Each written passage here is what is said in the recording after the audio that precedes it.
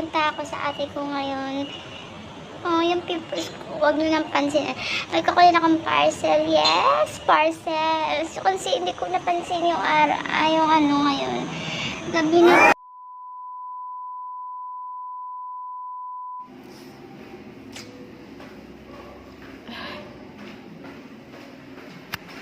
Bababa na ako, guys.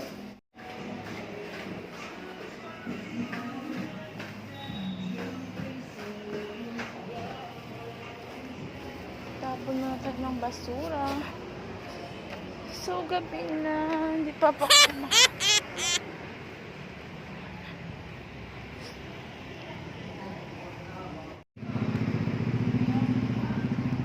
So guys, pumasok na pala ako sa McDo. Yes, kasi nagpasuyo yung ate ko. Bilan ko daw sila. So guys, tapos na pala akong mag-order at nakaupo lang ako saglit. Tinantay ko po yung order ko. Yes guys, yan po yung order number ko, 162.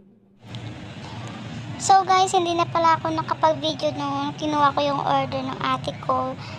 Nandito na ako sa tricycle ngayon. Buti na lang guys, meron pa sa gilid ng apartment namin. Tapos nakapag-sakay din ako sa... Kasi malayo din yung bahay nila. Tapos gabi na rin guys. So, thank you kuya driver po, kuya, sa paghatid. So, nandito na ako sa bahay ng ate ko guys. Nasa labas na ako. Hindi na ako nag-doorbell dyan. Sana all, guys. Binibilhan. Nandito na ako, guys, sa atin.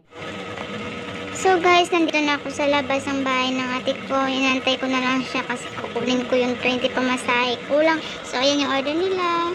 So guys, thank you for watching po. Next time ulit. Bye bye!